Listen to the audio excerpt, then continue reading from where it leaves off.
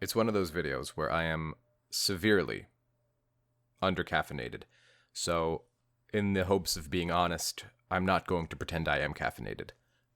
But from time to time, in my less caffeinated moments, I like to turn on the microphone and not really do much in the way of editing and just kind of talk, right? So, what you're hearing is not some studio perfect quality sound production where I have a script in front of me. It's just, you're going to hear background noises, you're going to hear a dog bark. This is basically me doing this live without any post editing, except for a couple of basic here and there's. And I like to title these videos My Thoughts. And the whole purpose is that 95% of the videos that I do are not scripted, but I do often go back, delete, remove, etc. And in these types of videos, I just go stream of consciousness. And so the big intro spiel that I'm doing right now is for the new viewers to my channel. Welcome, and thank you for clicking subscribe. And if you don't mind, do me a solid and click like as well, because that does help. So here is what I want to talk about today. Two things. The first of which is the importance of therapy. Because I have had an alarming number of people lately tell me that therapy is something that they've never considered due to the old platitude, I only thought it was for weak people. And I'm not calling anybody out in specific because I've had, 20, 30 people within the past 2 weeks tell me this. And I feel like that's such an unhealthy way to look at it.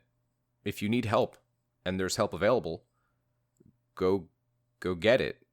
And I'm not making fun of you guys. It's an idea that I would very much like to quash. So I'm being very, very sincere when I say this. If you need the help and the help is available and you have access to it, go get it, because there's so many people who don't. On that note, I do work with BetterHelp.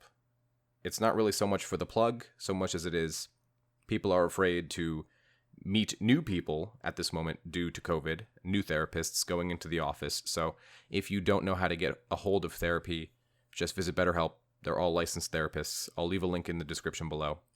And it doesn't really have to be BetterHelp. I don't care. The point is, if you need help, if you're struggling and you need somebody to talk to on a regular basis who you will not judge yourself for talking to, and by that what I mean is you will not think of yourself as weak, because I go to therapy. I don't particularly think I'm weak. Maybe I am, who knows, but fine, I'm weak and I need help and I'm going to go get it. Right? Just like if I have a cold and there's medicine to make this journey a little less miserable, I'm going to take the medicine. And therapy, I feel like so many people have such a weird, I don't know, idea of what therapy is. And there are certainly different types of therapy for different things. There's grief counseling. There is therapy for psychotherapy that addresses your past traumas and things like that. There's just regular talk therapy, which is what 95% of you go to. And for those of you who don't know what talk therapy is, it's you and another human sitting in a room talking. And usually addressing the problems and things that are bugging you. And you can reveal as little or as much as you feel comfortable with.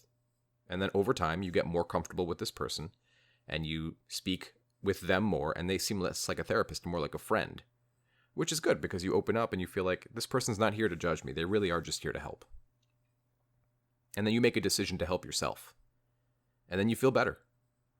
Just talking to somebody who actually gives a shit. I mean, the amount of difference that makes in a person's life, Just the simple fact that somebody can talk to you and you actually feel heard. That is a blessing, and there's no other way to describe it. So I'll get off my soapbox here. All I wanted to say is that if you think therapy is good for you or necessary for you, go get it. Don't let this platitude of it's only for weak people get in the way, because at the end of the day, who cares, right? Who cares who sees you as weak? The question is, do you feel better having done that for yourself? And maybe you go to therapy and you hate it. I would encourage you to try one or two other counselors, because it might have just been that counselor you didn't like, but worst case scenario, you hate it and all you wasted was a little bit of time. And it wasn't a waste because you learned something. So, the other thing I wanted to talk about is when we're going through a breakup and we're at the height of anxiety, it's so funny what you can tell a person and how you can break it down and really make it make crystal clear sense. And sometimes the simplest answer is all the question really calls for. But when you're the dumpy, and I've been through this myself, and I've been through this many times, when you're the dumpy, it is so hard to accept the simplicity of an answer.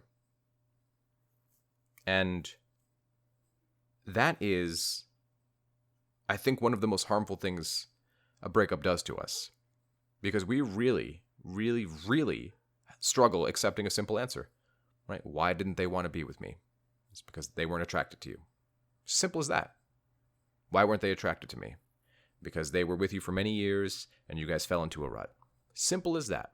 But what people will do is they'll keep diving into another layer, and they'll keep diving down and down and down.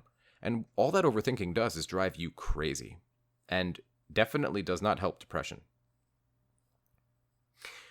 I've been dealing with it a lot lately, not in my own personal life, but in the lives of the clients that I coach. And they're struggling because this inability to accept the simplest answer. And here's my theory. It's just a guess based on my own intuition. Sometimes we don't accept a simple answer, not because we can't understand it from a logical point of view, but because somehow it's not satisfying. Right? If somebody breaks up with me and they says, well, I'm not happy with you, I'm just not enjoying my time with you, I don't romantically feel that way about you, and we'll go, it must have been something else. It must have been that they were cheating on me, or something like that. Not that example specifically, but, this is kind of what we do in breakups. We won't accept the simple answer laid bare in front of us. We will constantly doubt it. And so at that point, what I ask clients is, what answer do you want that you're not going to question to death? And then they'll stop and they'll think about it and they'll go, oh, I'm doing this to me, aren't I? And I'll go, yep. And it's okay. That's where you're at emotionally. But we're not really talking emotions for a second. I guess in situations like these, it's almost impossible to separate the logic and the emotion. They're kind of intertwined. But logically, you guys know that maybe some of the people who broke up with you might not have been the best you could have done. Or, to take it a step further, maybe the relationship ran its course and you know it. Or maybe this is just a horrible thing and you don't agree at all. And that's okay. And how you feel is okay. And make sure to fully address how you're feeling, because a breakup is not merely a logical problem. In fact, logically, you have this thing figured out in like a week. Truly. It's the emotion that won't let you accept the logic. Because we know a thing. That doesn't mean we accept a thing, right? We know 1 + 1 = 2. But that doesn't mean anything to us if 2 killed our father. Right? We want revenge. But I guess what I'm really boiling this all down to is sometimes the simplest answer is the answer. And I would like for you all listening today to go, maybe just meditate on that a little bit. Or maybe the breakup really has some pretty simple answers. And accepting those simple answers when you're ready, after you've taken time emotionally to feel what you got to feel. But maybe that's going to bring you more peace than constantly questioning things. And it's up for you to decide. I'm not you, I don't know you. What I know about myself is that I will overthink as long as you let me, until a good counselor of mine, a good friend of mine, whatever, comes and, slaps me upside the head a few times, and I'm like, oh, right, this is probably as simple as they just didn't want to be with me. And we won't accept that because there's got to be a deeper story, right? There has to be a deeper explanation, and if I could just figure the thing out, I can come up with a plan to solve it. But emotions don't always rely on that type of logic, do they? We can date people who we know are pretty bad for us. We can actively watch our lives get worse as we date them, but we can't let them go because there's some hold they have over us. We know, logically, they're not good for us. But emotionally, we're just doing whatever we can. It was described once to me as logic being a little man sitting on top of an elephant. And as you guessed it, the elephant is emotion. Logic can ask the elephant to go left or to go right, but the elephant ultimately is going to go in whatever direction it wants to go, and there's not much the little man on the top of the elephant can say about it. So, perhaps this video gave you something to think about, and I hope it gave you a little bit of peace, and hey, Maybe it even convinced you to go get some counseling.